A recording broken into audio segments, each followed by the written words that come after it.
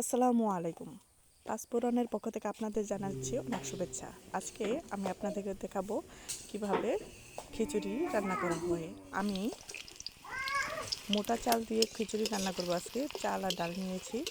এখন একটি প্যানের মধ্যে দিয়ে দিচ্ছি পেঁয়াজ কুচি, দিয়ে দিয়েছি দারচিনি, এলাচ, তেজপাতা দিয়ে দিয়েছি।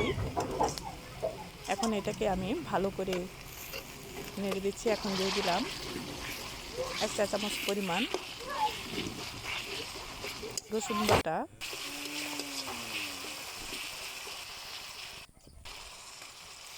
দিয়ে দিচ্ছি 1 চা চামচের চেয়ে সামান্য কম পরিমাণে আদা বাটা। এটা আমি হাফ কেজি পরিমাণ চাল আর ডাল দুটো একসাথে মিশিয়ে নিয়েছি।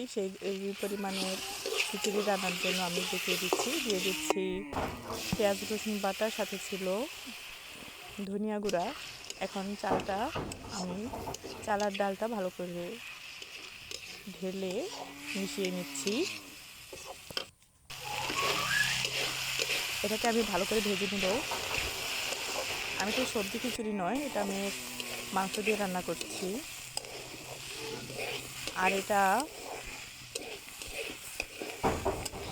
একদম ভুনাও করব না, একেবারে লেটকা যেটাকে বলে বা নরম খিচুড়ি সেটাও করব না। আমি দিয়ে দিচ্ছি চালের চেয়ে ডাবল পরিমাণ দিতে হবে পানি, ফুটন্ত গরম পানি।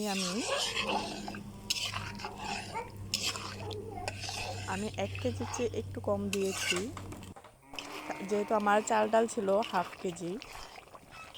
দেখেন এটা ফুটতে শুরু করেছে ভালো করে।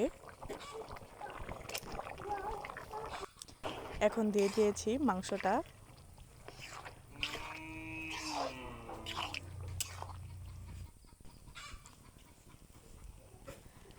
দেখেন অনেকটা শুকিয়ে এসেছে।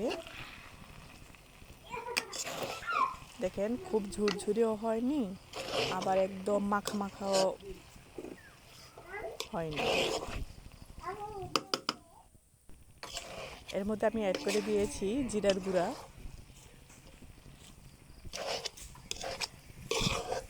একটু আমি নেড়ে দিলাম যাতে তলায় লেগে না যায়।